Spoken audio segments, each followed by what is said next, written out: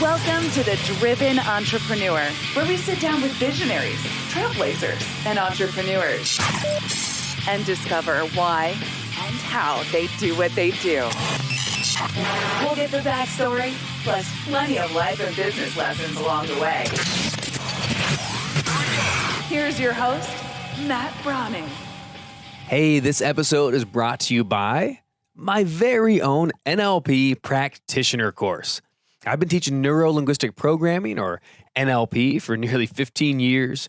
It is the most powerful tool for communication on the planet, and it can be yours today. For a very limited time, I'm giving away my entire NLP course workbook for free. Go to nlpwithmatt.com. All the patterns, all the tools, and the techniques of NLP in the complete course workbook, the same one that we use to teach our live certification classes, yours free. nlpwithmatt.com. Get it today. Let's get back to the show. What's going on? Welcome back to The Driven Entrepreneur. It's Matt Brauning, and we are still coming at you, of course, every single week, just like clockwork. Every single time, you can always count on having a phenomenal entrepreneur with a phenomenal backstory. That's what I'm into. Ever since I was a kid, I always loved backstories, origin stories. I was fascinated by Spider-Man and Batman, and here we are with a real-life entrepreneur version of Spider-Man or Batman. And my guest this week is none other than Mr. John Lincoln. Now, John is the CEO of Ignite Visibility. He's a 3-year in a row, 2017, 18, and 19, Inc. 5000 company. So that means he's on the fastest growing company list. He's a highly sought after digital marketing strategist. He's a 2-time best-selling author. He's an industry speaker and the winner of the coveted Search Engine Land Search Marketer of the Year award. He has 16 years plus experience. He's worked with over 1,000 online businesses. And we're going to talk today about really converting from offline marketing to online marketing strategies and ideas. He's done this with small businesses all the way to billion-dollar marketing budget businesses with clients like Office Depot, Tony Robbins, Morgan Stanley, Fox, USA Today, 5 Hour Energy, Cox, and the Knot Worldwide. Without any further ado, Mr. John Lincoln, are you there, my friend? Yeah, I'm right here. Hey, Matt, thanks so much for having me on today. Happy to be here. Dude, I'm so stoked to, perfect timing because coming out of what, we've been into as a nation and there's a lot of shifts and changes that are happening in the world. Obviously, being digital and being online is a very, very important element. But before we get into all that, I kind of want to ask you, when I get an entrepreneur like you who's done so much and look, like I know what it takes to be in the Inc. fastest growing companies, you're making a ton of money and you're able to create revenue and your revenue is increasing every year. Did you start off with that entrepreneur bug early on? What were you like? What was the kid like? Were you going to follow a different dream and then you fell into this, or were you always sort of the lemonade stand kid, so to speak, as I like to say? I had a lemonade stand. I had a recycling business for a while. I tried to launch so many different websites and online things and failed, so many times. And then I just kept trying over and over and over again with so many different types of websites and concepts until I just realized what worked and, started just like refining models and just got smarter and smarter. So, I always wanted to be an entrepreneur. It was something that always excited me. Even when I was a little kid, I was kind of trying to start businesses. For a long time, I wanted to start a surfing website because I'm a huge surfer. That was one of the first ones. My dad was kind of laughing at me, but yeah, just more and more sites and over time, and then just working with so many different businesses and having access to, thousands of analytics accounts. I kind of learned, what works and what doesn't in a lot of different industries. So I did always want to do it, but definitely didn't happen right away. And I had to work at it pretty hard for a long time to finally get here. So. What did you think you were going to be when you grew up, like say, high school age? What was the plan kind of going out of that into the world? Did you go to school or did you go right into some kind of enterprise? I thought I was going to be a lawyer for the longest time because my dad, he's kind of like an entrepreneur, started a law firm. It became pretty successful. And I always kind of thought I would, follow in his footsteps and do the firm thing. And then, I went to take the LSAT and I was studying for it. And I just realized it really, really wasn't for me. And I did bad on the LSAT. And they're like, well, you could take it again if you want. I'm like, I don't really think I want to take it again. So I went and I got my MBA instead. And when I got my MBA, I started working at a business magazine and interviewing a whole bunch of different people about business. I did that for 4 years, just learned a ton about business, got the MBA, and it was just such a better fit for me. And they eventually put me in charge of their online marketing. So it was like this kind of natural transition from, okay, I thought I was going to be a lawyer. I kind of failed at that. And I'm really, really, really happy I did. Looking back, I mean, I have so much respect for people, so much respect for people in that position, but it's just kind of like stressful and you get a lot put on you. So this has been a much better direction for me. So. Man, that's incredible. So right away, so you're what, like early 20s at this point, and then pivoting into the MBA programs.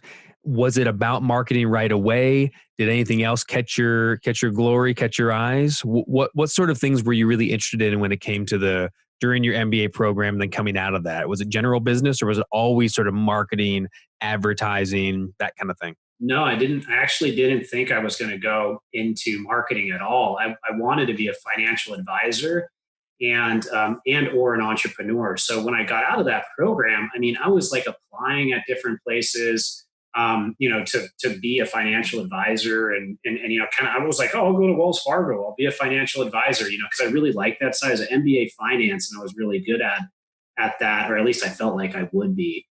And then, nobody would call me back, so I finally, and this was, by the way, during the last recession. That's kind of about, or just before the last recession. That's about, when all this happened. And ended up just landing that job, like I mentioned, at the business magazine, an internship. I basically worked almost for free from home for 6 months. And then eventually they brought me on, started on there, worked there for a couple of years, worked my way up until I was eventually kind of like the top guy there. And that's really right when online marketing was coming on. It was, Facebook launched during that time, Twitter, like all these sites were coming on. So that's how I kind of like started developing these digital marketing frameworks. And I've just been doing the same thing ever since. But no, I really didn't think it was going to be marketing.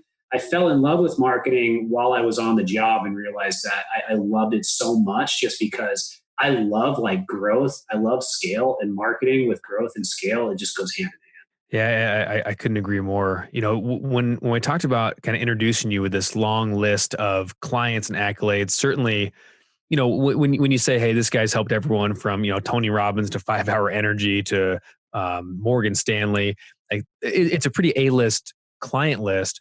I think a lot of our listeners, you guys were in the small business world and that kind of startup and that entrepreneur space, the hustle grind kind of space.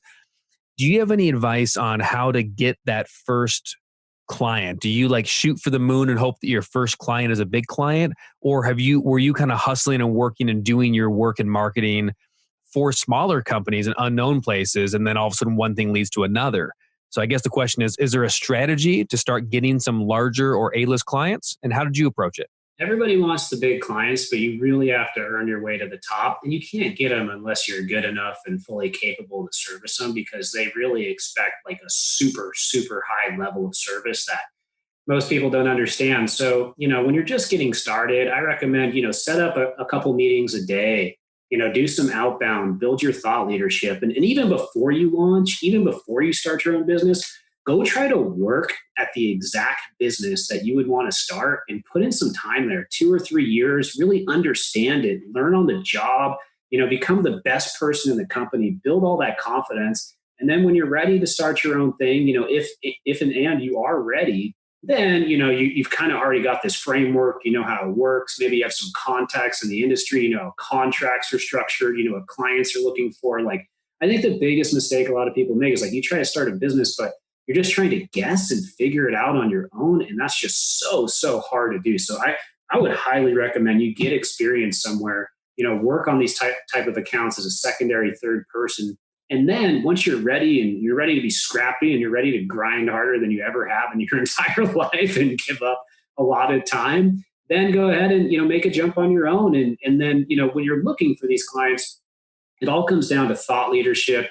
It all comes down to marketing, and it all comes down to personal connections, and then also finding other people who have the same pockets of clients that you have. So in any type of like B2B thing, one great tip is if you can find another company that doesn't offer your same services and you can essentially work with them and make it super valuable for you to support their clients and incentivize them, then that can end up turning into great pipelines for you. So there's a couple tips for you.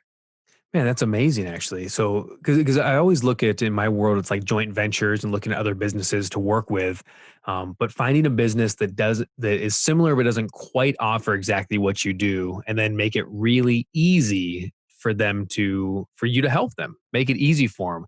And I'll tell you, it makes me think of there's some people who have approached me for some different joint venture deals, and sometimes I finish the conversation and just think, man, I got a headache. Like, I know this guy, I could refer people or whatever. We could do that back and forth, but man, like it's just too much work. And like, I have to figure it out for them. So make it easy. I really love that. You mentioned thought leadership. And I think that's a term that gets thrown around a lot and people just kind of say it, and I don't think you are, but what's your definition of, you said, I need to be a thought leader. You need to be part of thought leadership to get on the radar. What is being a thought leader? And what's your advice for someone who maybe doesn't have that going on yet, but they go, certainly, I don't want to fake it till I make it. I don't want to hack.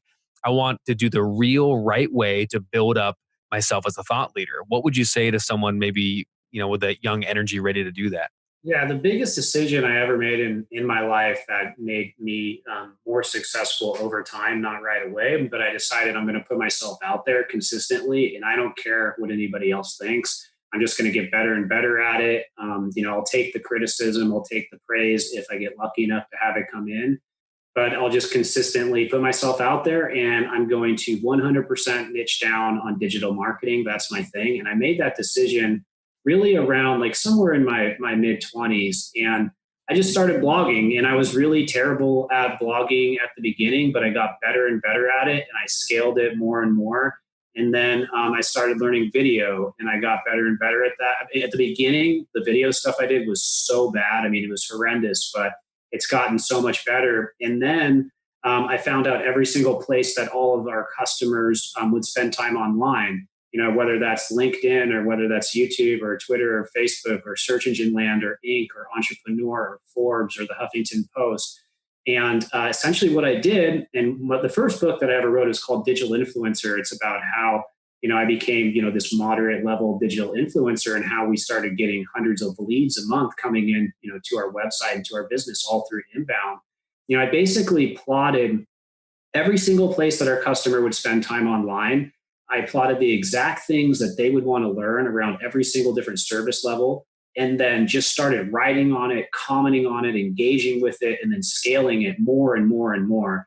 And as a result of that, our traffic grew from, 100 visitors a month to 10,000 to 100,000. And the YouTube, went from 100,000 to 300,000 views a month. And then, LinkedIn is like 30,000 followers, and Twitter 200 and stuff like that. So it just scales more and more and more. But I think the biggest thing is you have to be real about it. You have to do it from a good place. And you just got to take the time to create quality content, scale it. And then if you're just getting started, don't be afraid to put advertising around it just so you get exponential reach. And that whole system, it just works, right? It continually works. And if you can commit to it for a long time, there's almost no way you won't have some level of success.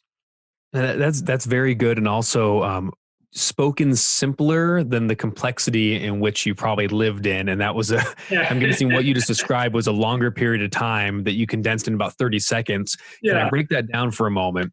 First off, guys, check out exactly what he's talking about right now on Ignite Visibility. That's your YouTube channel. And, you got, even I love this. Here's a, coronavirus and digital that was, not too old. That you put out a video, quick 11,000 views. You got an Instagram video with 1.1 million. You got 500,000 here. You know what you're doing with that, obviously. And that's just for your own, where I'm sure that at this point in your career, you're spending time with your clients. But I digress. I want to break down. So check out, again, Ignite Visibility. That's your YouTube channel. Can you give me an example going back to what you first said, when you said you're going to go into, say, writing blogs, you're going to go to where your customers are hanging out, and you're going to ask yourself, what are they looking for? What are they asking? What are they wanting? Could you give me an example or two, maybe early on, of like where did you go and what were they asking and what did you write for them, or what content did you give for them, just to give us some ideas in our mind? No problem. Yeah. So, a lot of things that I've done initially revolved around search engine optimization, right? So SEO, a lot of people do SEO. It's pretty hard to differentiate yourself, but I've been at it for a really long time. So one question that you might find that people are asking is, how long does SEO take, right? Somebody's considering doing how long SEO takes. You could use a tool like, SEMrush, Answer the Public, Similar Web. There's a lot of different tools to kind of figure out, what people are looking for, but that's kind of like a mid-funnel, upper funnel type of thing that a customer would be looking for. So for that, I would write a blog post on it. And then maybe I'd create 5 different guest blogs on it with different, slants, right? So I write a blog for Ignite Visibility. I'll write a blog for John Lincoln Marketing. I'll write a blog for Inc., for Entrepreneur, for Huffington Post, for Medium. And then I'll make a video on it, right? And then I'll take that video and I'll put it on YouTube. So if somebody does a search on YouTube, they find it. I'll also run an in-market audience YouTube ad around that. So anybody who's looking for SEO, they see that. I'll also post that to Facebook and run some ads around that to a remarketing list for people who have come to our website. I'll also post that to LinkedIn. All the followers will see that. And then what happens is if anybody does a search online, well, now I've written on that topic on 5 different websites. They all have the opportunity to rank around that term. If anybody is, a part of one of these audiences on the different sites that we're advertising on, then they get, touched with that. And if I set it up as just part of a general remarketing audience for anybody who's come to the website and probably put another couple videos or another couple ads around that, then they're going to see a lot of me. And then anytime that they're thinking about using us, they're going to have that in their mind. So, it's all about creating content, getting it back to the site, building audiences, and then nurturing these audiences over time until your conversion rate goes from 1% to 2% to 3%. And, just getting people to know you and be a part of those communities. So that's just one example of one piece of content. Now, the systems that I do now, I might do that same process that I just mentioned to you 15 times a week with 15 different pieces of content. And that's just for our own site. For other clients that I work with, in some cases, we're doing hundreds of pieces of content, 200 pieces of content a month, right? Large, massive programs scaling across different business lines. So that's what I love about digital marketing. It's like, you can do that one thing once a month, or you could take that and do that 15 times like our Ignite site, or you could take that and do that 200 times for one business line or 5 different business lines. But no matter what, you can forecast all this stuff. You can kind of get an idea of the return. You can prove concept and then use all of it to build a cost per acquisition framework. So that's kind of the long answer and maybe a little bit more nitty gritty. But I mean, all this stuff takes real specialty. Like even just a YouTube piece, I just said post to YouTube, but I've spent hundreds of hours on YouTube. Like, just breaking down that framework is a really interesting thing. So. Yeah, no joke. I mean, I'm almost getting dizzy just listening to you. Not because of you, but because it sounds so exhausting to me to do that. Yeah. Do you have some idea? So breaking down even smaller, how can I start right now? So say I have an ideal client in mind and I'm going, okay, I know maybe a couple of questions they're looking for, and I know where they might be going looking for these questions. They're entrepreneurs looking for let me ask you this. My people are usually people who run a business and want to speak and get live on stage. And that's Sure. a primary way they're going to grow their business, have more prospects, be more known by speaking to groups. And I train them and get them placed. So these people are going to be going looking for that. How do I figure out where they're going to be hanging out? Do I write an article and then just start submitting it everywhere and anywhere I can? Or am I going to go, okay, I need to write something for Huff. I need to write something different for Inc. What's your approach to just that part, if I could break down a little bit? So if you're just looking to get started and, I just recommend doing a blog a week and a video a week on the topics that you are an expert on. And if you want to find topics and you need help with that, SEMrush is my favorite tool for that. You can just put in a keyword and you can just find out what people are searching for. Now, that's SEM Rush, SEM? Yeah, SEMrush. Yeah, Right. It's just a real basic keyword tool. And there's another one that's free because SEMrush you have to pay a few bucks for a month. It's not really expensive. But the other one that's free is called the Google Keyword Planner. And you can just go put in a keyword in there. It'll spit out, 100 different variations of things that you can write on. And that's a really good way to start. I love that. Thanks for that. And then, of course, you're doing now work and planning for larger organizations and companies like that. Um, I love your approach too in your new book. I want to talk about this, the forecaster method. And you talk about in your book how having a digital marketing plan, whether it's small business, again, like you said, to $1 billion marketing budget, when you look at that budget, when you look at the plan, it's no different than diversifying your own personal income or your own assets, or your own, budget. You're going to have certain money going here, certain there. You're not going to have 100% of your 401k in tech stocks or real estate, for example. So in the forecaster method, you talk about how in the marketing, you should have different aspects and different areas where you're diversified to your marketing budget. But I love the approach of treating it like a project and treating it, obviously, as these billion-dollar companies do, as a real project. At what level do you need to start looking at your marketing budget like that? Is it from day one, or do you need to get to a certain size to really begin managing it like a project? It's from day one. And it's just the reason I wrote this book. It's not just for big companies, it's for small companies, it's for somebody like you, it's for your listeners. Really, what it teaches you to do is manage your digital marketing like you would a financial portfolio. So, what it teaches you is what you should expect from each channel so that you don't need to like learn how to run the ads.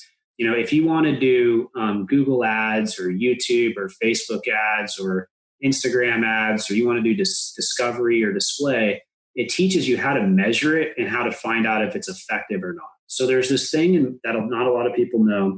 It's called cost per acquisition, and that's how much you're willing to pay for a lead. And when I say not a lot of people know it, I mean not a lot of people outside of like digital marketing, industry people. So what you want to do is, if you're running ads, you want to determine how much you're willing to pay for a lead or for a transaction, right? So if you're willing to pay, $200 to get a lead for whatever your type of website goal is, and you know that, then you can spend whatever amount of money that you want to hit the amount of goals that you want at that $200 framework. So what the forecaster method teaches you how to do is how to effectively measure your marketing, how to improve your marketing, how to scale your marketing, how to have the right budget, and how to do all that. So basically, my philosophy is you should always spend about 10% of revenue on your marketing, and you should continue to scale that as revenue grows. And then you should never have more than 30% allocation in one channel. So, and then you should be on 4 to 5 different channels. So you might have 30% of your budget in Google ads. You've got, another 10 in, Facebook and YouTube, and then another 10 in email, and the rest is in SEO. That would be an example, right? So the more different sources that you have contributing to your digital marketing, the better. But just real basic, the book teaches you how to set up a program, how to scale a program. And it's the same thing that we've done consistently to be an Inc. 5000 company. We just use this process to continually scale our lead generation for ourselves and for our clients. So I'm really proud of it. And I just think it can help a lot of people. Well, I was just going to say exactly what you just said, John, is you used on yourself. And I love it's one thing to get an award or to get recognized somewhere, but to make the Inc. 5000, you have to be growing and scaling. And a lot of people don't know, like some people can make the list way easier than I'm sure you did, where maybe you start off with pretty low revenue and then it scales where, again, they're not making too much, but they're making enough that it changed over time. For you to hit it and then hit it a second year and then hit it a third year, what that means is you had to make some serious revenue, and it had to increase by a high enough percentage, and it had to increase again. That it's just an exciting time, an exciting thing. So the forecaster method, guys, you can get that anywhere where books are sold. You can pick it up on Amazon, of course. If you're listening to this live, make sure you check out our on-demand platforms, the Driven Entrepreneurs on Spotify, Stitcher, iTunes, iHeart, all over the place. Wherever you get your podcasts, this show always comes out on demand. It'll be there forever, no paywall. And in the show notes, of course, we'll put in a link to pick up the forecaster method by John Lincoln, how you can scale your marketing plan and marketing budget for any size business. I also love the diversifying. What are you seeing in kind of today's landscape in the wake of 2020 and what's happened over the last several months? Obviously, a lot of people went digital. I got to figure out digital because people are less in-person work and less offline work, and you're not walking down to the news station or to the news platform to pick up a magazine and so forth. Do you think that some of these digital marketing channels and what people have picked up on, do you think it's going to stick long-term as a new normal, or do you see it more as a overcorrection to what was needed, and do you think we'll get back to normal? What's your future crystal ball say about this?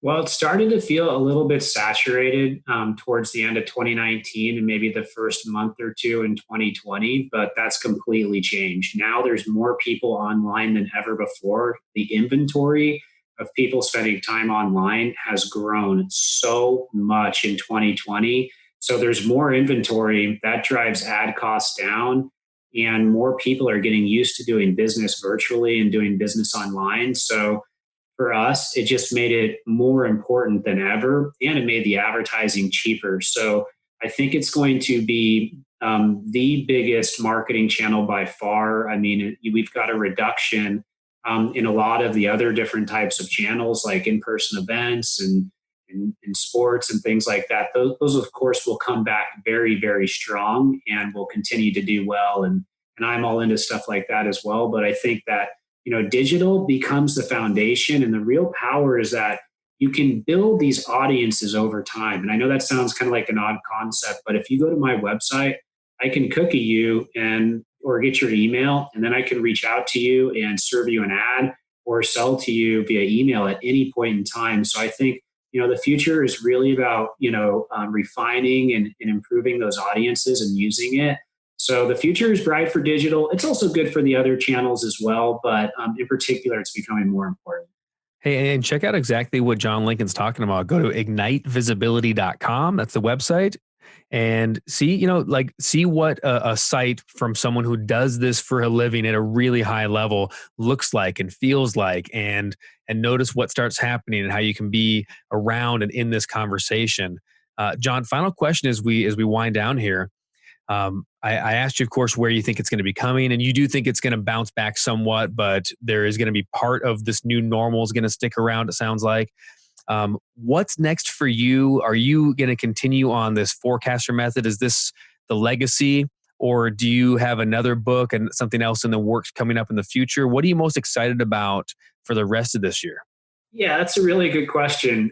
So for me, long term, I'm going to be just doing the same thing every day, teaching digital. I'm going to keep growing all the different channels. I'm looking forward to speaking at events. I'm looking forward to, writing another book pretty soon. I won't announce it yet, but my plan, you can kind of expect the same for me. I'll be out there speaking, making things, making content, making new movies, and just kind of staying dedicated to this field and helping people through digital marketing. So yeah, keep an eye out online. I'd love to connect with everybody online. Hey, we sure appreciate you. John, thank you so much for coming on, man. I really appreciate your time. Thanks, Matt. Have a great day. Hey guys, that's the show for this week. So listen, that was Mr. John Lincoln. The Forecaster Method is the book. Check it out on Amazon. You will love it. You can also follow John Lincoln, John E. Lincoln on LinkedIn, and then check out the YouTube channel. Just search for, we'll have it in the show notes. It's a little longer, but just search for Forecaster Method. You can look for that stuff. You can also, where was I on YouTube here? There we go. Search for Ignite Visibility, and you can follow and see the types of videos that John is putting out. And yeah, like I said, pick up the book and follow me on social media. See what I'm doing. See what's going on. I'm doing some digital television, or we're sending things in. You'll see some pictures of me and the family hunkered down, hanging out and having a blast all throughout 2020. So if you want to see that, make sure you follow me at Matt Brauning on Instagram, YouTube, Facebook, Twitter, and all that. If you haven't already, make sure you hit that subscribe button. Go on demand to subscribe. If you're driving your car, pull over. Go on your phone once you've pulled over and go find on-demand podcasts and subscribe to The Driven Entrepreneur. You won't miss an episode. It comes to the device of your choosing, absolutely free every single week. Get out there this weekend or stay in whatever you're doing and crush it. Stay driven. That's the new catchphrase. You know it's coming. Let me know if you like it. Stay driven. Okay, bye.